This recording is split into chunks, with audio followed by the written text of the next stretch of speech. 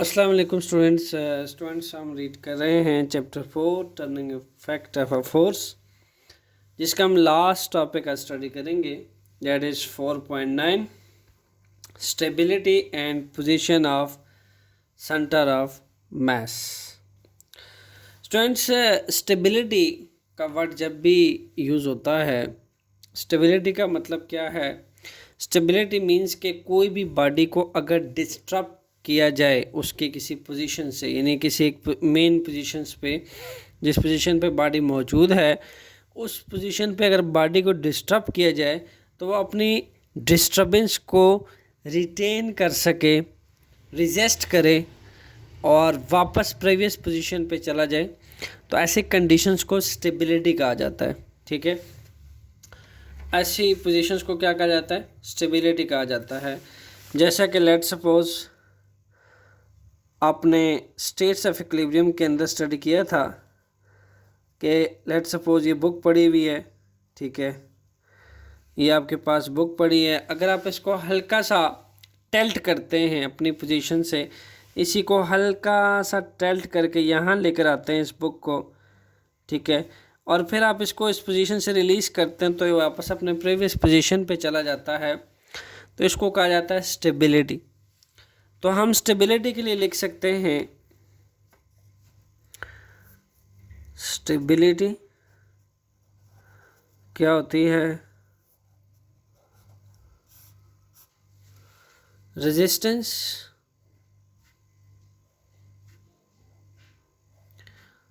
Resist करता है, resistance and disturbance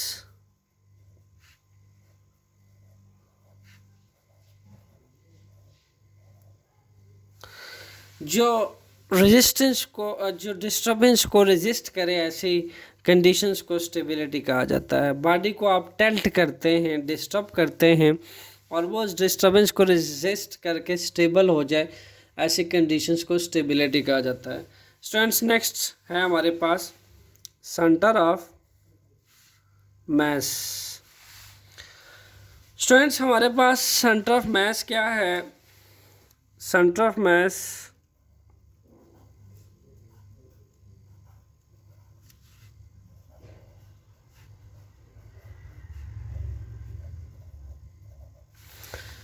centre of मास किसी भी बॉडी का वो पॉइंट, ठीक है, जहाँ पे उसका होल मास, जिस पे उसका होल मास कन्फाइंड हो जाता है, ठीक है, उस पॉइंट को क्या कहा जाता है? Centre of mass. क्लियर? यानी लेट सपोज यहाँ पे मैं लिख देता हूँ अ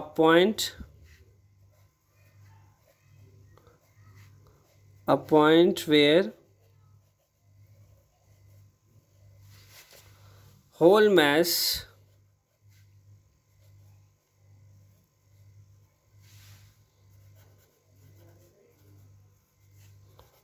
of any system confined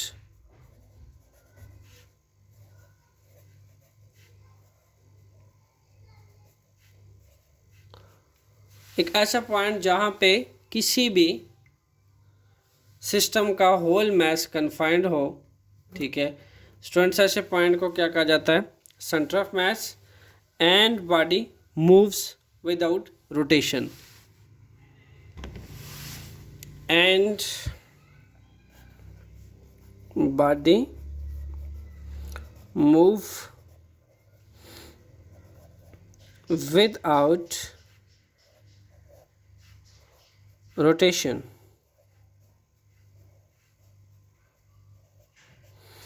clear?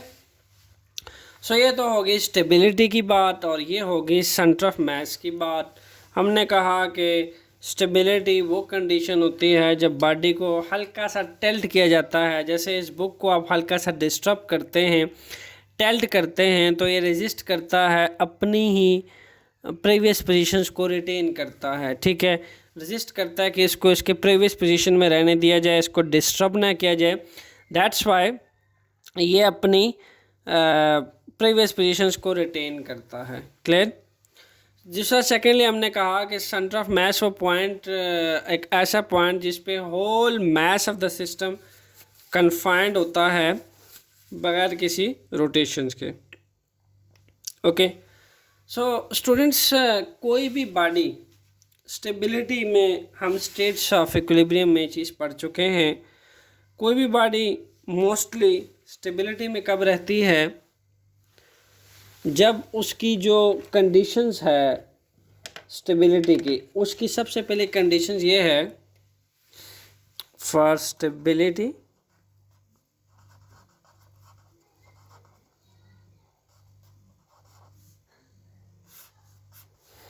The first condition, centre of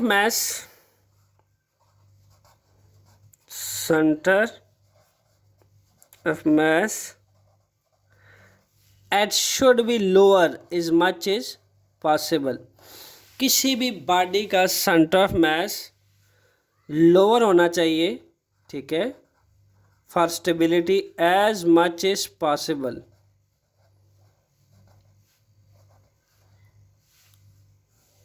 clear, as much is possible. Second conditions क्या कहती है? सेकंड कंडीशन ये कहता है base should be wide, base should B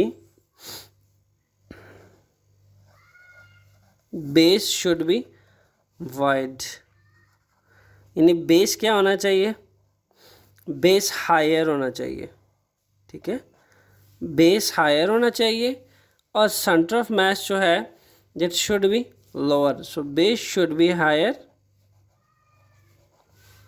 clear, and centre of mass should be lower, किसी भी body को stability में रखने के लिए। आप इस बुक की एग्जांपल ले लें कि जब ये बुक टेबल पे पड़ी है तो इसका सेंटर ऑफ मास यहीं कहीं लाई कर रहा होगा, ठीक है, यहाँ कहीं लाई कर रहा होगा सेंटर ऑफ मास।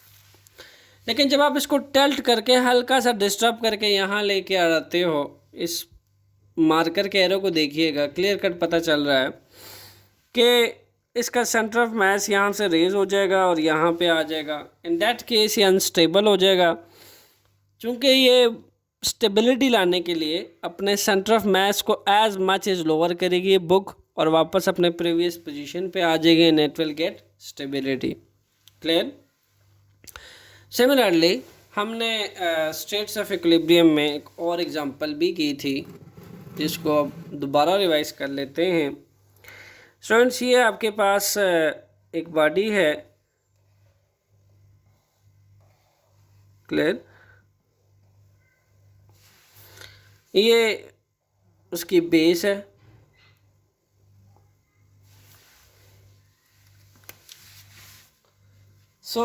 हमारे पास ये यहाँ कहीं इसका सेंटर ऑफ मास लाई कर रहा होगा, ठीक है। हम क्या करते हैं, ये वुडन ब्लॉक, इसको समझ लें ये कोई वुडन ब्लॉक है, क्लियर, वुडन ब्लॉक। अब इस वुडन ब्लॉक में आपको दो चीज़ें नज़र आएंगी। एक ये कि इसका जो सेंटर ऑफ मास है वो इस बेस के साथ काफ़ी करीब है, वर्टिकल साइड पे है, और दूसरा इसकी जो बेस है वो वाइड है, क्लियर, इसकी बेस क्या वाइड है और सेंटर ऑफ मास इसका लोअर है। दैट्स वाई ये ब्लॉक इस टाइम कम्प्लीटली किस कंडीशन में है? स्टेबल कंडीशन में है। आप सपोज करें कि इस ब्लॉक को हल्का सा उठाया जाता है, कुछ ऐसे करके टिल्ट किया जाता है इसको,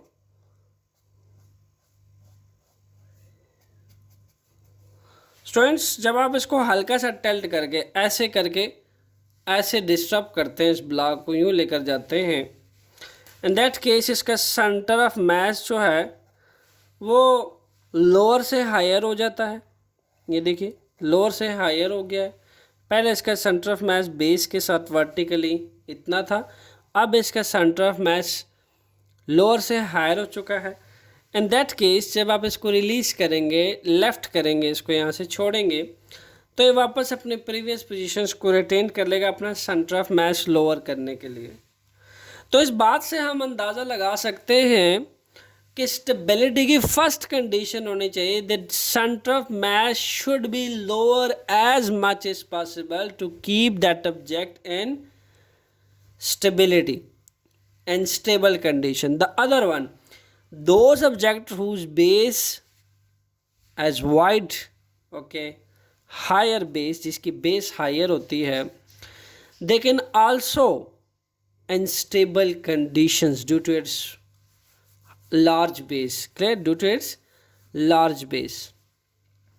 देखा गया है कि जिन ऑब्जेक्ट्स की बेस जो है वो स्टूडेंट्स हायर जो है नहीं होती, वो अनस्टेबल कंडीशंस में ज़्यादा उसके जाने के चांसेस होते हैं एज़ कम्पेयर टू वो ऑब्जेक्ट्स जिनकी बेसिस जो है वाइड्स होती हैं. क्लियर? अब लेट्स सपोज अगर आप इसके साथ का एक ब्लॉक लेते हैं और उसकी बेस जो है वो आप वाइड बेस रख लेते हैं, ठीक है. इसका सेंटर ऑफ मास यहाँ कहीं लाई कर रहा होगा, बिल्कुल इसके सेंटर में. क्लियर? अब ऐसे वाइड बेस वाले ऑब्जेक्ट को जब आप हल्का सा टिल्ट करते हैं ना, तो उसका बेस ऑलरेडी इतना वाइड होता है कि जब आप उसे लेफ्ट करते हैं तो वो वापस प्रीवियस पोजीशन में स्टेबल हो जाता है. क्लियर? स्टूडेंट्स, हमारे पास जो पोजीशन है सेंटर ऑफ मास की, ठीक है, वो बहुत इम्पॉर्टेंट रोल अदा करता है स्टेबिलिटी में. कोई भी ऑब्जेक्ट होता है उसका स्टेबल या अनस्टेबल होना इस बात का इन्हिसार करता है कि आया उसका सेंटर ऑफ मास कहाँ है और किस पोजीशन पे है. ठीक है, किसी भी बॉडी का सेंटर ऑफ मास की पोजीशन ये प्रिडिक्ट करती है कि कोई बॉडी कितने एक्सटेंट तक स्टेबल है या अनस्टेबल रह सकता है. ये कौन प्रिडिक्ट करता है? उस बॉडी की सेंटर ऑफ मास की पोजीशन प्रिडिक्ट करती है. क्लियर? सो हम इसके हवाले से कुछ एग्जांपल्स देख लेते हैं जो आपके टेक्स्ट बुक में है, जिनमें सबसे पहली एग्जांपल है स्टूडेंट्स, हम थोड़ी सी ऐसी कुछ एक्टिविटीज़ तो एक दो हमने कर ली है, अब वो एग्जांपल्स करके देख लेते हैं जो आपके टेक्स्ट बुक में मौजूद है. क्लियर? सो स्टूडेंट्स, यहाँ पे हमारे पास आपके बुक का फिगर 4.38 मैंने लिया हुआ है.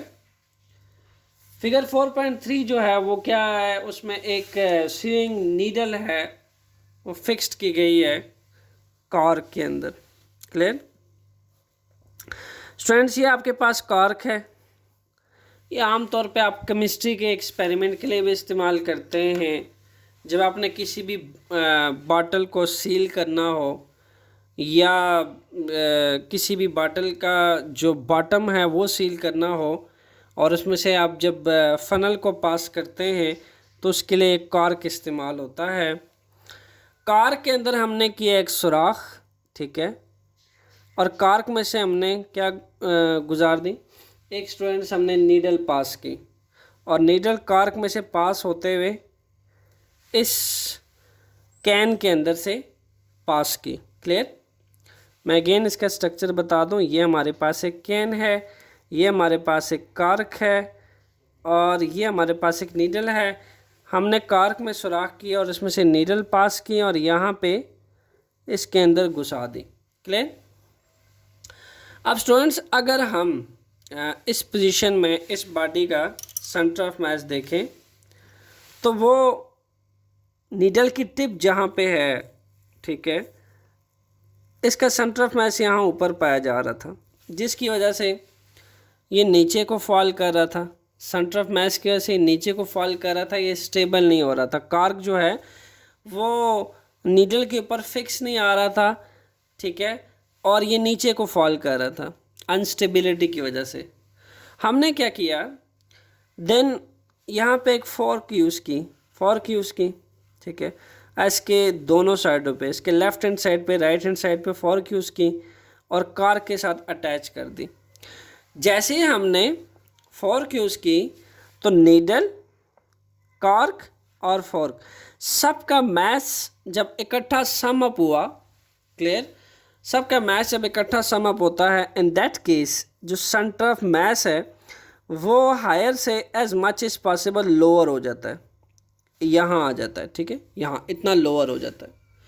इन दैट पोजीशन ये जो नीडल है इस कॉर्क और फोर्क के साथ बिल्कुल स्टेबल हो जाती है और ये बिल्कुल कॉर्क इसके ऊपर स्टेबल लग जाता है, ठीक है।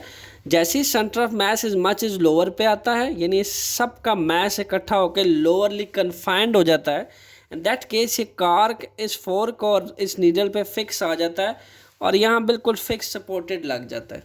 ये तो इसकी फर्स्ट एग्जांपल है, ठीक है।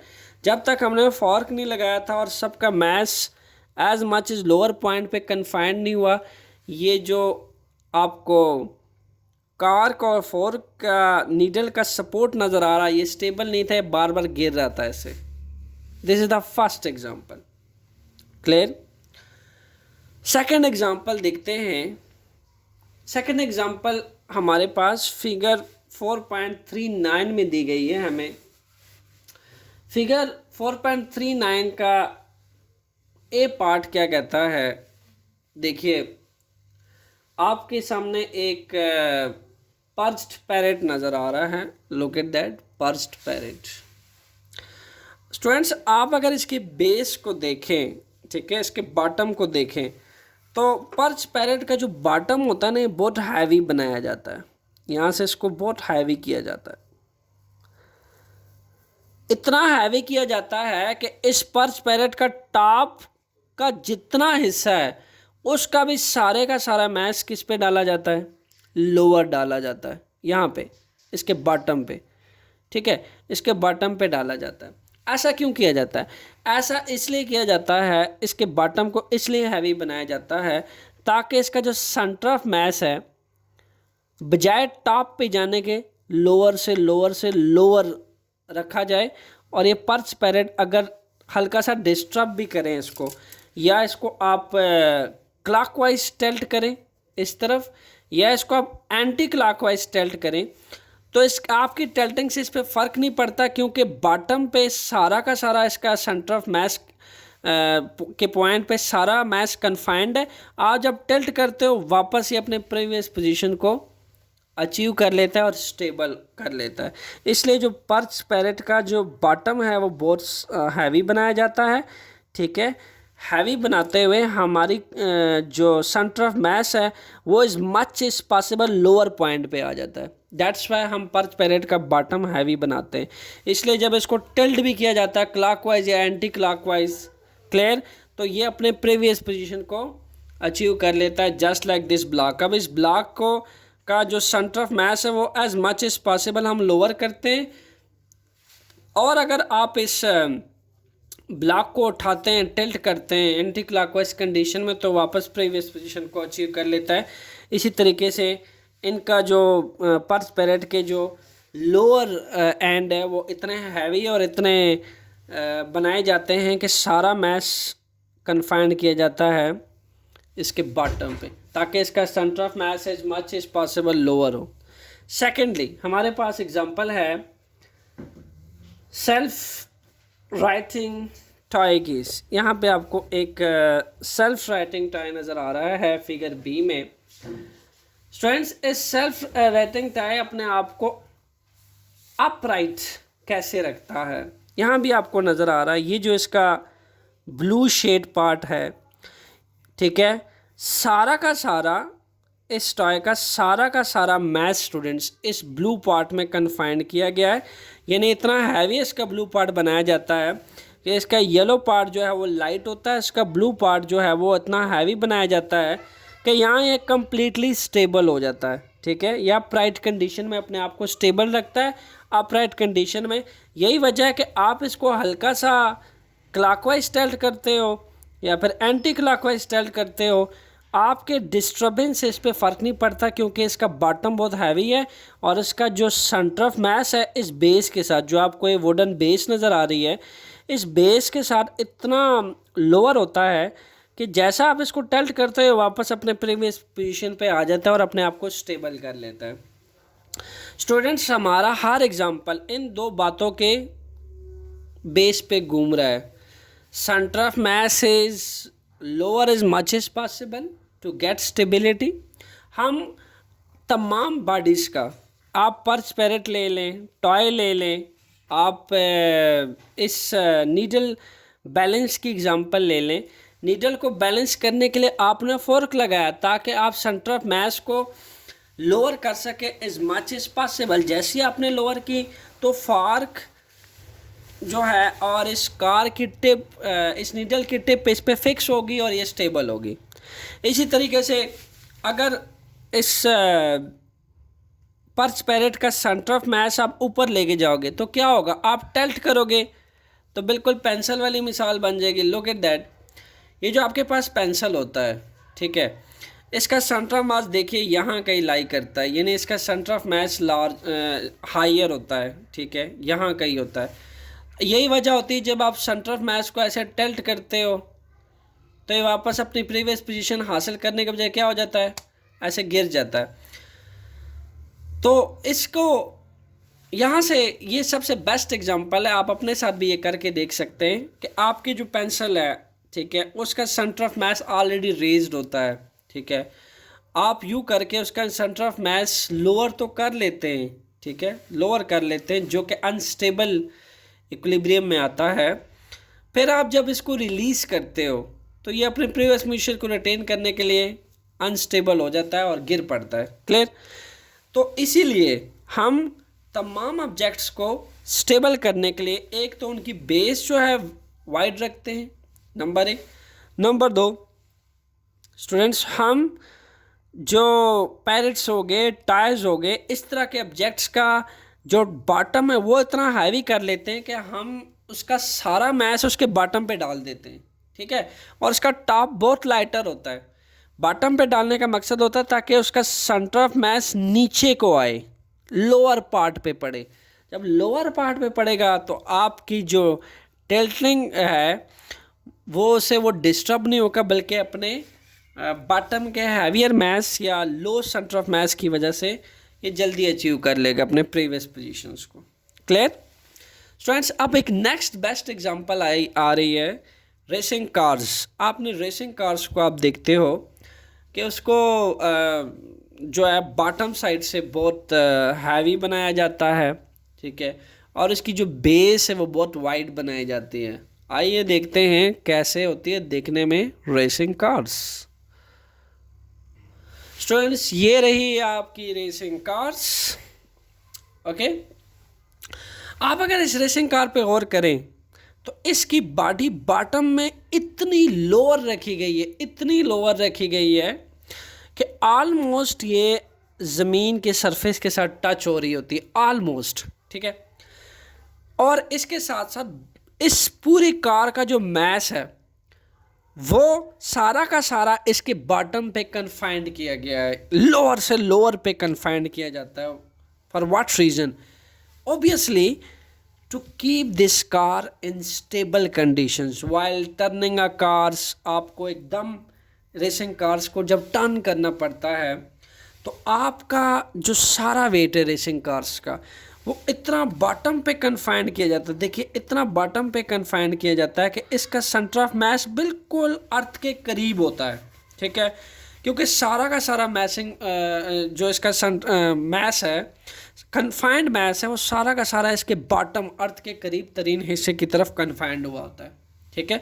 इसलिए जो रेसिंग कार्स हैं स्टूडेंट्स, इनके बारे में कहा जाता है कि they are made heavy at the bottom, ठीक है। आपसे अक्सर पेपर में भी क्वेश्चन पूछा जाता है, why racing cars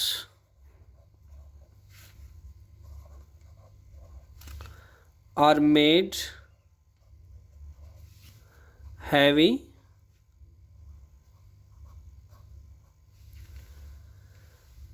at the bottom।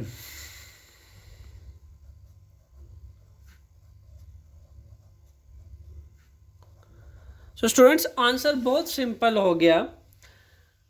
Vehicles are made heavy at the bottom to lower their center of gravity। okay? उनका सेंटर ऑफ ग्रेविटी लो करने के लिए, सेंटर ऑफ ग्रेविटी कब लो होगी? जब सेंटर ऑफ मास लोअर होगा।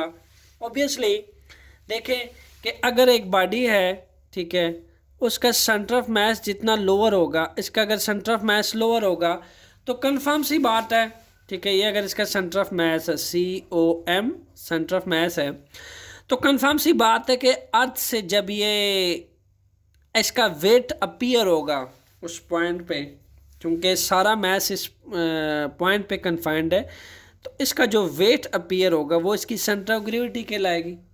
अब सेंटर ऑफ ग्रेविटी जितनी लोअर होगी, जितनी ज़्यादा लोअर होगी, उतना बॉडी स्टेबल होगा, और सेंटर ऑफ ग्रेविटी जितनी हायर होगी उतना बॉडी अनस्टेबल होगा। इसकी मिसाल किससे ले सकते हो? ये रहा आपके पास लेड पेंसिल जो आप लोग यूज़ करते हैं, कीजिए बिल्कुल अपने साथ ये एक्सपेरिमेंट, अभी पेंसिल उठाइए, ठीक है, और ये एग्जांपल करके देख लीजिए आप। बिल्कुल इसको वर्टिकली यूँ रखिए 90 डिग्री पे, ठीक है, जैसे ये पेंसिल है आपकी फिगर में। इस केस में क्या है, देखिए सेंटर ऑफ ग्रेविटी इतनी हायर है, रेज्ड है, ठीक है, सेंटर ऑफ ग्रेविटी इस पॉइंट पे ज़्यादा है इसकी। अब जब आप इसको टेल्ट करते ऐसे, तो सेंटर ऑफ ग्रेविटी माना कि लो हो जाती है, ठीक है, अर्थ के साथ सेंटर ऑफ ग्रेविटी लो हो जाती है, but keep in mind unstable में चला जाता है ये, because when I release this pencil it will not retain its original position, so that's why it is unstable equilibrium. तो ऐसे ही अगर रेसिंग कार्स हो गया, टॉयज़ हो गई, पर्च पैरेट हो गया, अगर आप उनकी सेंटर ऑफ मास को हायर करोगे ना, ठीक है, उसका सेंटर ऑफ मास की पोजीशन हायर होगी ना, तो after tilting, after disturbance this body, they will not retain its original its previous equilibrium, clear, its previous position. So that's why two दो कंडीशन शुड फिल होनी चाहिए बॉडी को equilibrium में रखने के लिए। ओके स्टूडेंट्स, नेक्स्ट हमें, आपने अगर गौर किया हो, जो सर्कस आर्टिस्ट होते हैं, circus artist,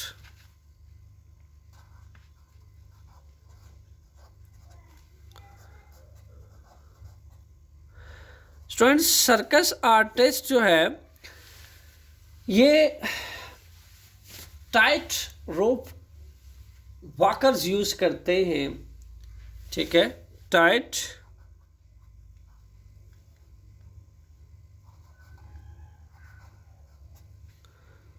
rope walkers,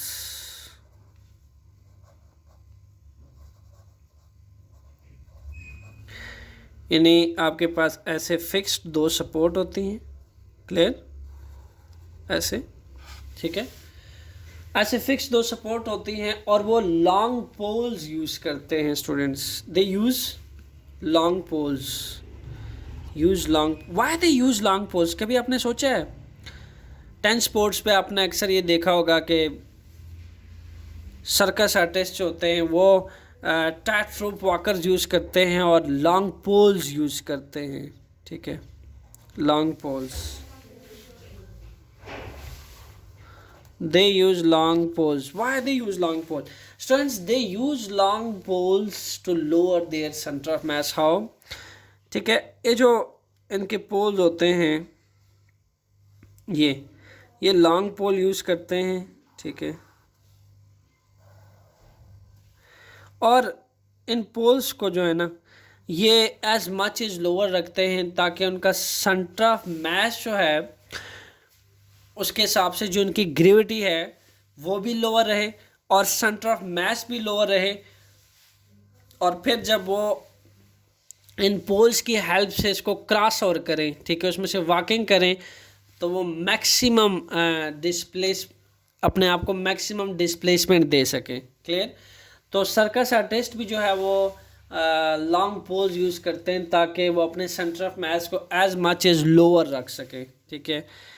They use long poles to keep center of mass as much as possible.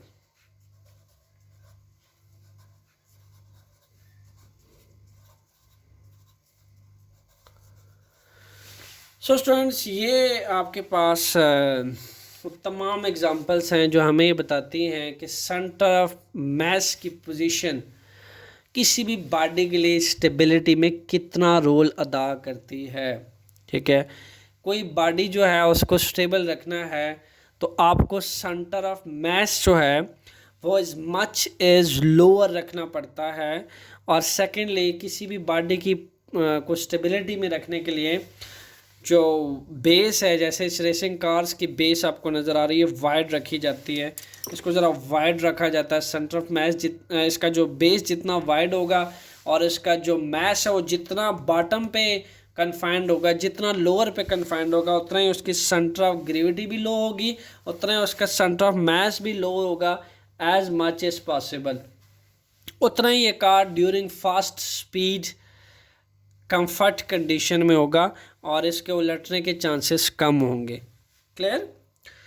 So this is the last topic of this chapter. Students, आपके जहन में अगर टर्निंग इफेक्ट ऑफ फोर्स के बारे में किसी भी type का कोई क्वेश्चन हुआ तो मुझे कमेंट करके लाजमी बताइएगा कि अब तक कोई डाउट्स अगर आपके माइंड में अभी भी हैं तो आप उन डाउट्स को क्लियर करने के लिए मुझे कमेंट में बता सकते हैं।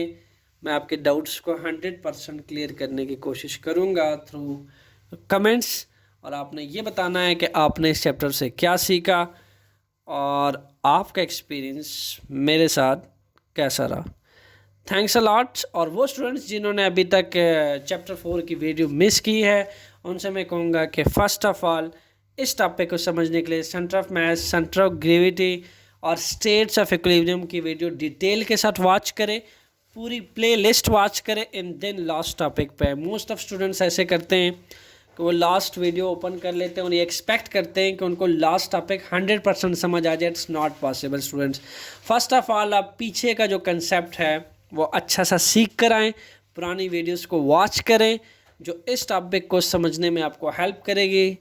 Stay tune, enjoy physics and your surrounding, because we believe that physics is a practical subject. So make it practical, make it easy for you. Stay tuned. Conceptual physics lecture. Thanks.